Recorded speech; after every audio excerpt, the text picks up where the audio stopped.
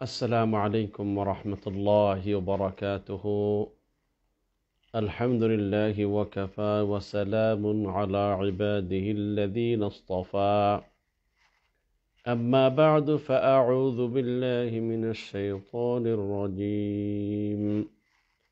وما أمروا إلا ليعبدوا الله مخلصين له الدين. الآية.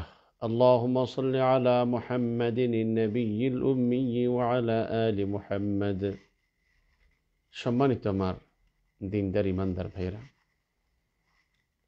আমরা গত এক সপ্তাহ বা তারও কিছু আগে একটি বিষয়ের উপর আলোচনা করেছিলাম। সেটা হলো যে মুমিনের জীবনে ইবাদতের ক্ষেত্রে, আমলের ক্ষেত্রে ইখলাসের সহিত করা বা আন্তরিকতার সহিত আমল করার গুরুত্ব সম্পর্কে আমরা আলোচনা করেছিলাম। প্রিয় ভাইরা, আবারও কথাটা আপনাদেরকে স্মরণ করে দিতে চাই। আমার, আপনার এবং আমাদের কোনো ইবাদত ততক্ষণ পর্যন্ত আল্লাহর দরবারে কবুল হবে না যদি ওই ইবাদতের মধ্যে দুইটি মৌলিক শর্ত পাওয়া না যায় একসাথে। একটি শর্ত হলো ইবাদতটি শুধুমাত্র আল্লাহ তাআলার জন্য করতে হবে, যেটাকে ইখলাস বা আন্তরিকতা বলা হয়। আন্তরিকতার সহিত, ইখলাসের সহিত একনিষ্ঠভাবে আল্লাহর জন্য করবে, আর এই কাজটি রাসূলুল্লাহ সাল্লাল্লাহু আলাইহি ওয়াসাল্লামের সুন্নত অনুযায়ী করবে। তাইলে আমাদের কাজ কর্ম এগুলো যদি আল্লাহর জন্য এবং রসুলের তরিকা অনুযায়ী হয়, তাহলে ছোট হোক চাই বড় হোক, ইনশাআল্লাহ আমাদের ইবাদতগুলো আল্লাহর দরবারে কবুল হবে। আর যদি আমাদের ইবাদতসমূহ আল্লাহর জন্য এবং রসুলের পদ্ধতি মোতাবেক না হয়, তাহলে যে করুক, যাই করুক, কম করুক, বেশি করুক, কোনোটাই আল্লাহর নিকট গ্রহণযোগ্য হবে না।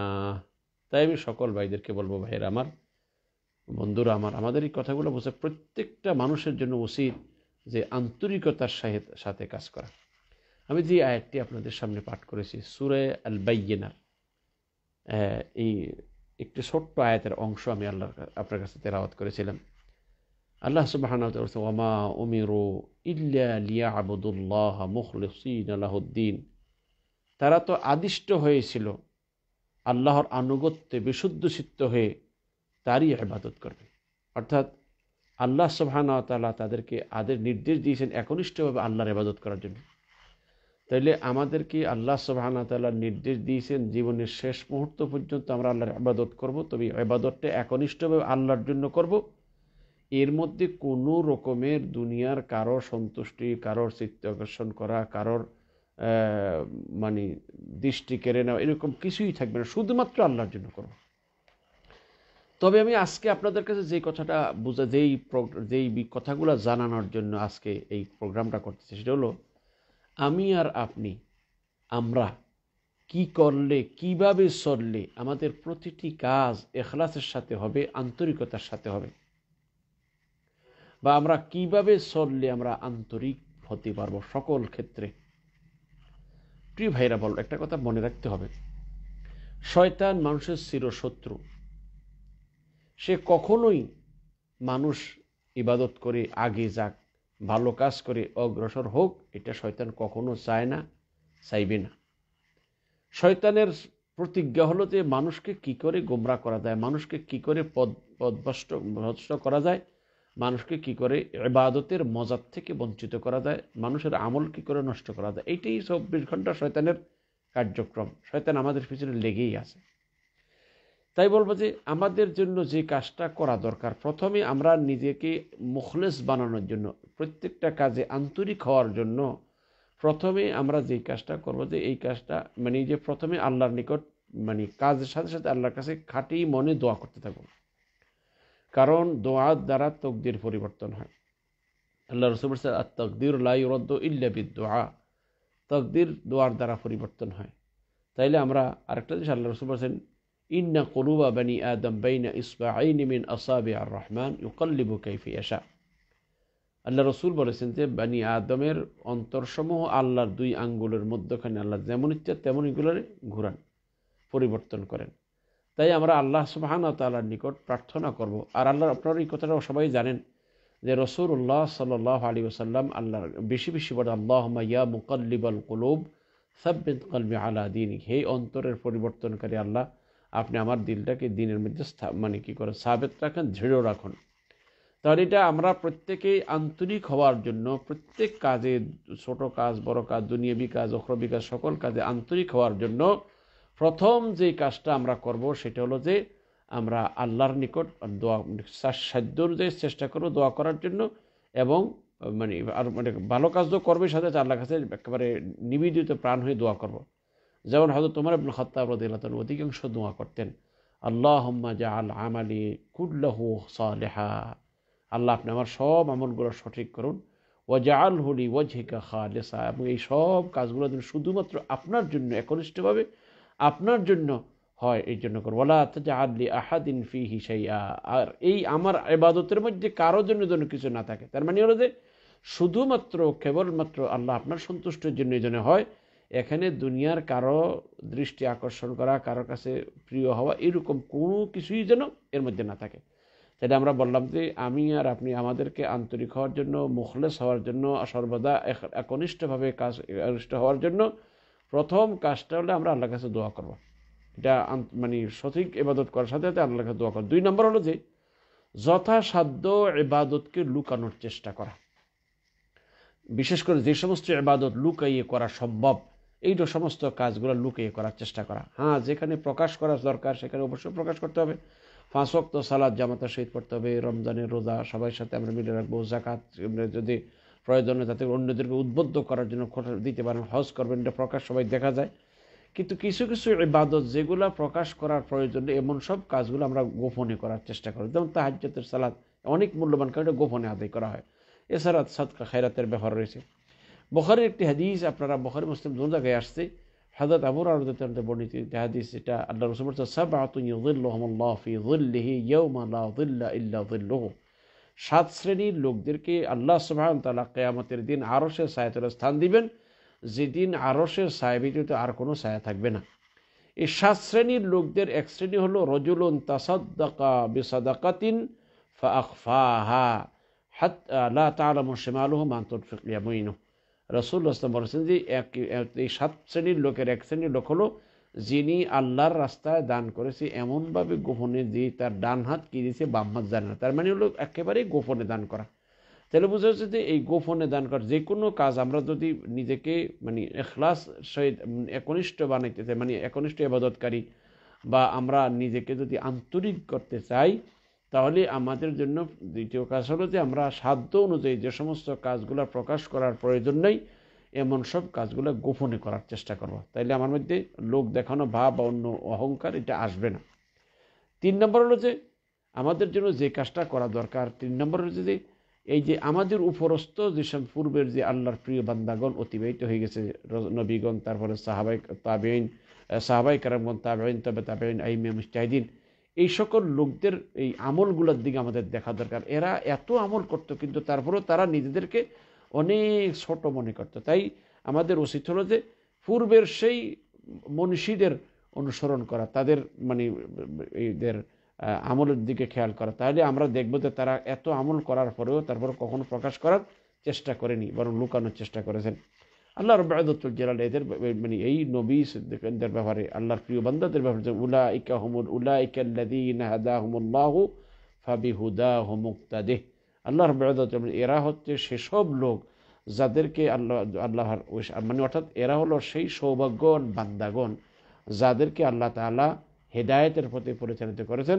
সুতরাং তোমরা কি করো, তাদের হেদায়েতের পথে অনুসরণ করো, হেদায়ের পথটাকে অনুসরণ করো, অর্থাৎ তাদের হেদায়েতের পথকে তোমরা কি করো, অনুসরণ করো। তাহলে এটা বোঝা গেল যে আল্লাহ সুবহানাহু ওয়া তাআলা সেই পূর্বের লোকদের অনুসরণ করতে বলেছে, যারা ইবাদত করে পৃথিবীর জীবন শেষ করে চলে গেছে। তাই আমি আর আপনি যদি আমাদের পূর্বের এই আল্লাহর প্রিয় বান্দাদের ইতিহাস পড়ি, তাদের আমল সম্পর্কে দেখি, তাহলে দেখব যে সারা দিন রাত আল্লাহর প্রিয় কাজে, পছন্দনীয় কাজে মশগুল থাকা সত্ত্বেও সব সময় নিজেকে খুব অপরাধী বলে মনে করতো, বা আমি কিছুই করতে পারি না, এরকম মনোভাব তাদের মধ্যে ছিল। ৪র্থ নম্বর হচ্ছে যতটুকু সম্ভব নিজের আমল যত বেশি করি আর কম করি, সবসময় নিজের আমলকে তুচ্ছ মনে করা। এটা যদি আমরা করতে পারি তাহলে আশা করি যে ইনশাল্লাহ কিছুটা হলো আন্তরিকতা আমাদের আসবে, একনিষ্ঠতা আমাদের মধ্যে আসবে। কারণ হলো যে বহু মানুষ আছে নিজে যাই ইবাদত করে নিজেরটার নিজে খুব খুশি, হ্যাঁ আমি এমন করেছি তেমন করেছি, আমার একবারে আমি খুব বেশি করেছি, এই রকমের মনোভাব যখন কারো মনে আসে তখন তার মানে আমল ধ্বংস হয়ে যায়, আন্তরিকতা চলে যায়। এই জন্য প্রত্যেক মানুষের কাছে, প্রত্যেক মানুষের উচিত যে প্রত্যেক ব্যক্তি ইবাদত করার পরে নিজের ইবাদতের ক্ষেত্রে নিজেকে একটু ছোট মনে করা, যে যেভাবে ইবাদত করার কথা ছিল সেভাবে আমি ইবাদত করতে পারিনি, আল্লাহ যদি দয়া করে কবুল করে নেন আলহামদুলিল্লাহ।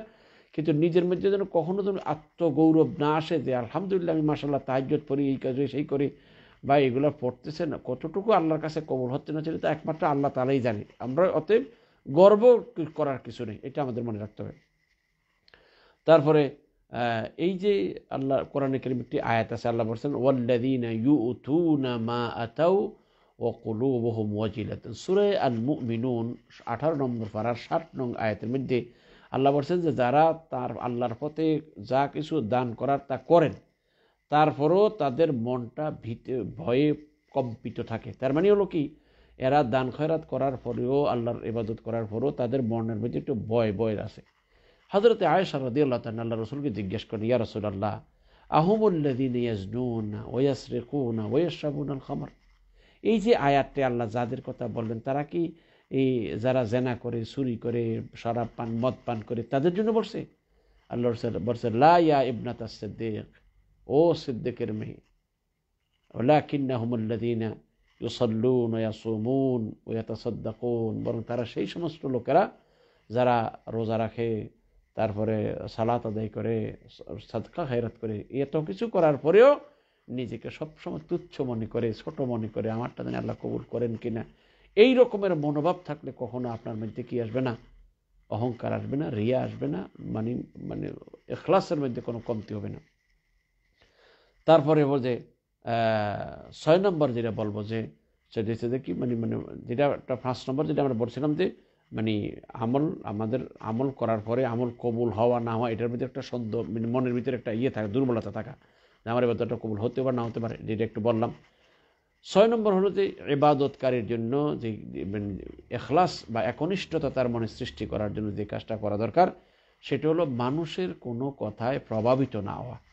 যেমন অনেকেই মনে করে মাশাআল্লাহ আপনি 2-3 দিন তাহাজ্জুদ পড়ছেন, একটু তেলাওয়াত করতে, মাশাআল্লাহ আপনি খুব আল্লাহওয়ালা বুজুর্গ, আপনি মানে এত বড় এইরকম ওলি হয়ে গেছেন, যা মানে অনেক কথা না, অনেকে খুব খুশি হয়ে যায়, মাশাআল্লাহ আমি তো এখন ওলি হয়ে গেছি, আমি এখন তাহাজ্জুদ গুজার এইরকম, বা আমি এখন দান খয়রাত করি, তখন তার মধ্যে কি আসে? আত্মগৌরব সৃষ্টি হয়, যার কারণে সে ধ্বংস হয়ে যায়। এই জন্য কখনোই মানুষে কে আমার বুজুর্গ বলল আর কে বলল না, এতে আমার কিছু আসে যায় না। হজ করলাম, আমার কেউ হাজী সাহেব বলল না, বরং আমি আমার কাজ করে যাব, আমি এটা কারোর কথায় প্রভাবিত হব না। কেউ আমাকে হাদিস সাহেব বললেও আমার কোনো কিছু নেই, না বললেও কিছু নেই, বরং আমি বলবো যে এটা না বলবে না, কেন আমার নামাজ পড়ে, আমাদের নামাজই বলে না, রোজাদার, জাকাত আদায়কারী এরকম তো বলে না, তাহলে আমরা হাদিস সাহেব বলা লাগবে কেন? এটা একটা শরীয়তের বিধি আমরা পালন করছি, তার জন্য এটা হাদিস সাহেব বলার কোনো প্রয়োজন নেই। এটা আমরা অবশ্যই খেয়াল রাখবো যে কারোর কথায় প্রভাবিত হব না, কারণ যখনই আপনি কারোর কথায় মানে একটু প্রশংসা করলে আপনি খুশি হয়ে যাবেন, তখনই আপনার আমল আস্তে আস্তে ধ্বংস, আপনার মধ্যে একটা আত্মগৌরব সৃষ্টি হবে।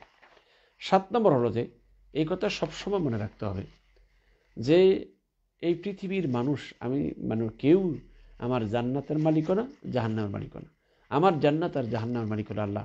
অতএব কাউকে দেখানোর জন্য আমি একটু মানে তার কাছে আমি প্রিয়পাত্র হওয়ার জন্য ইবাদত করলেই কি না করলেই কি, কারণ সে আমাকে একটু খুব ভালো একটু বলছে, এতে করে আমার কিচ্ছু হবে না, বরং আমার আমলটা নষ্ট হয়ে যাচ্ছে। তাই আমরা যখন এই কথাটা মনে রাখবো যে এই জান্নাত আর জাহান্নামটা আল্লাহর হাতে, আমি যা ভালো মন্দ যেটা করে প্রতিদান আল্লাহ দিবে, মন্দ করলে তার শাস্তি আল্লাহ আমাকে দিবেন। অতএব মানুষের এই সাময়িক একটু প্রশংসা, মানুষ আজকে প্রশংসা হচ্ছে, কালকে আবার বদনামও করতে কোনো দ্বিধাবোধ করবে না।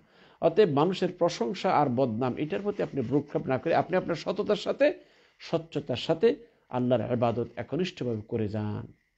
সর্বশেষ যেটা বলবো এটা মনে রাখতে হবে, যে কথাটা বলবো যে ভাইরা, আমরা এই কথা মনে রাখবো যে আমরা যখন কবরে যাব আমরা একাই থাকবো, আমাদের সাথে আর কেউ থাকবে না, আমার আমলই আমার সাথে থাকবে। এই যে দুনিয়াতে মানুষেরকে দেখানোর জন্য, মানুষের সুনাম পাওয়ার জন্য, মানুষের কাছে বিশ্বস্ত, মানুষের কাছে দামি সাদার জন্য, দাতা সাদার জন্য আমরা তো করি, যদি এখলাস না থেকে এই যে দিন নষ্ট করে ফেললাম, এইগুলো কিন্তু কিছুই আমার কবরে যাবে না। যদি আমি আন্তরিকতার সাথে কাজ করি, আমার এটা ইয়াকিন যে আমার আমলগুলো আমার সাথে যাবে। তাই আমি সকল ভাইদেরকে বলবো, ভাইরা আসুন আমরা প্রত্যেকটা কাজের শুরুতে শেষে আমরা আন্তরিকতার সহিত করার চেষ্টা করি, এখলাসের সহিত করার চেষ্টা করি, তাহলে ইনশাআল্লাহ ইহজগতেও সফল, পরজগতেও সফল। আল্লাহ, আমি যে কয়েকটি কথা বললাম, আল্লাহ আমাকেও আপনি আমল করার তৌফিক দান করুন, আমার ভাইরা যারা শুনছে আর যারা শুনবে তাদেরকেও আমল করার তৌফিক দান করুন। এই বলে আমি আজকের এই সংক্ষিপ্ত বক্তব্য এখানে শেষ করলাম। ওয়া আখিরু দাওয়ানা আনিল হামদুলিল্লাহি রাব্বিল আলামিন। আসসালামু আলাইকুম ওয়া রাহমাতুল্লাহি ওয়া বারাকাতুহু।